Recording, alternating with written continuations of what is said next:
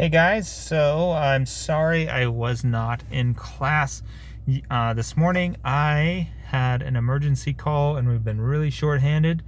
So I'm currently sitting in a fire truck waiting for a different agency to show up to deal with this. So what you guys are going to be working on is you're going to be working on this career basics worksheet. So this is going to be just doing more of what we've kind of talked about, where you're going to be going through jobs that you've been looking at and kind of picking them apart a little bit more. So this process isn't to make you feel like bad because you picked a job. It's just to enlighten you more about the jobs that you're looking into. So there's a little bit of a reality check when it comes to the jobs that you're hoping to have. That doesn't mean that if it's a job you want, it's a bad thing. It just means that maybe you need to flesh out what you like about the job a little bit more. So in the assignment, I just have the learning objectives and the key takeaways, and then I have the 4 attachments down here. The first being the worksheet. The rest of this are things that are also linked within the worksheet. So the workflow, finding work you love, that's a video that you're going to watch within the worksheet and answer some questions. And then there's an interest assessment you're going to do as well. That's going to be within the worksheet. And then there's a PDF that you're going to sort of read over, talking about how many jobs you may have during your lifetime, to talk about how you may not have the same job your entire lifetime. So I'm going to go ahead and open up the worksheet here, and we'll go through it together. I'm actually using my phone. This is kind of new to me. I hope this works. You can do it, interweb.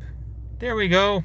So at the beginning, I have our learning objectives and the key takeaways. So my key takeaways that I hope you guys pick up on is to make sure to consider your values, your strengths, and past experiences when considering what types of jobs you want to do. Don't worry if your first job isn't exactly what you want. Remember that the average American has 11 jobs over their lifetime.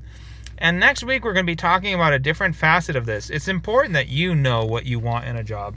And then next week, we're going to be talking about what employers are looking for in their employees. So it's actually good that you know what it is that you enjoy so that you have a little bit more of a stance on it. So the first thing that I ask about is what are factors that might influence your decision about what work to choose? Is it getting paid, gaining skills and experience? And I have 4 other places where I want you to talk about what are things that you are actually looking for in a job. Don't immediately just say, I don't know. So you are going to have to think about it and be honest with yourself. Saying, I'd like to travel. I'd like to serve people. I don't want to do this. Or I like working in an office or something like that. Working with my hands, being outdoors. Whatever it might be, what are some things that you're hoping to find in a job? Then, right underneath that, I say rank the items as most important and least important. So the way I want you to do that is put a number 1, 2, 3, and 4, with 1 being the most important and 4 being the least important. I guess there's 6 with those 2 that are at the top. So 1 through 6, 1 being the most important and 6 being the least important. Based on what you've learned, what type of work do you think you are most interested in? Full-time versus part-time, paid versus unpaid. If paid, hourly or salary. If unpaid, as a volunteer or an intern. So, I think most people are hoping to get paid a lot of money and work the least amount of time. I think that's what most people would like. You're going to have to decide for yourself if you want to be full-time, which means that you might be on the clock. So there are some jobs where if you're full-time, you have to be present for those full 40 hours or more. And if you want more freedom, you may have to be part-time, but then you may not get paid as much as you would like to, but you have a lot more freedom. And then, if you want to get paid an hourly wage or a salary, and I talked about sort of the gives and takes of those. A salary, you get paid per month no matter what, and that could either mean that you don't have to work as many hours as 40 hours a week because you get your job done, or they may ask you to work more than that and you don't get paid overtime. So those are all things to consider. So I want you to write an answer that kind of spells out, I want to work full-time and I want to be paid a salary or something else. And then I want you to say why you feel that way. So these are both questions that need to have a full sentence answer. Next, I want you to watch the video that I have attached. The link is in classroom assignment, and the link is also right there on the page. And it says you only have to watch the video through 8 minutes and 30 seconds. You can watch the video all the way to the end. I don't really care. But the questions are going to be during the first 8 minutes, because that's most of your guys' attention span. So, question 1, what are you doing, or what are you good at that you also enjoy doing? What do you value most in life? Would you rather be recognized as a great friend, an accomplished worker? Would you rather spend time with your family or make money to support them? Now, it's important to understand that with all of these types of questions, there's not necessarily a wrong answer, because everyone has a different priorities, as well as people have different personalities. So some people really care about what people think about them. Other people don't really care what other people think about them. So these are just things that are different between people, and that's going to make it either more or less important to you. What are some experiences that have shaped what you do? Are there people that inspire you? Do you agree with the main point that the key to finding a job you love is to identify what you like being good at, why or why not? The next section, you will have to take the career cluster survey. So let's take a look at that. So that's going to take you to the website where you have the career interest profiler. So this is a sort of a question and answer sequence that you're going to have to go through, and you're going to start the assessment, and you're going to answer a bunch of questions about what you like or what you don't like. So this is something that you can either take seriously, and it's going to help you kind of flesh out who you are and what you like to do, or it's something you don't take seriously, and you just kind of answer the questions to get it over with, and it won't help you at all. It'll give you answers that have nothing to do with you. So I would say take your time. You have 2 days to get this whole worksheet done. So and it won't even take you those 2 hours of 2 days to get it done. So I'd say just kind of take your time, kind of answer the questions. Again, as you answer these questions, I think you guys have been in school and you feel like, well, this answer is not right, or they want this answer. They want whatever answer is the most true to you. I know it kind of counterintuitive for you guys, since you have been answering questions where they're supposed to be correct. Once you have taken that, I have some follow-up questions that you're going to answer. So you take the assessment. What types of careers were highest recommended for you? So you're going to have to actually finish it. If you come back and tell me that it's the job that you've been telling me you want all the time, I'm probably going to be a little bit suspect. What do you think those careers would be a good fit? Why or why not? Based on these results, name 2 to 3 specific areas of work you might be interested in. So again, you don't look at just the job and say, I'm not interested in that at all. Because one of the things that these career assessments are trying to actually help you do is find out that maybe there's a type of work that you haven't even thought of that you might enjoy, and it ends up you actually enjoy it. So try and keep an open mind and just think about the type of job and research it a little bit. So the last part that goes into page 2, please don't lose track and decide that that's it after page 1. You guys, for some reason, don't go into page 2.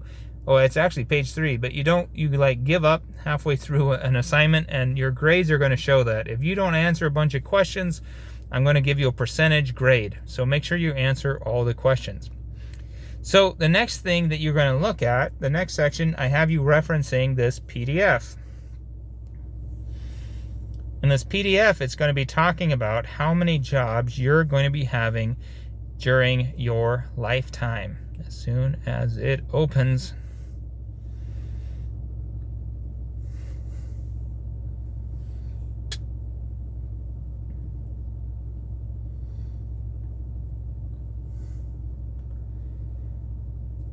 And it, as you can tell, is going to break it down into a lot of different characteristics. And this was pretty enlightening to me. So the first section where it says total, it starts breaking it down to less than a high school diploma, High school graduates, no college. Some college or associate's degree.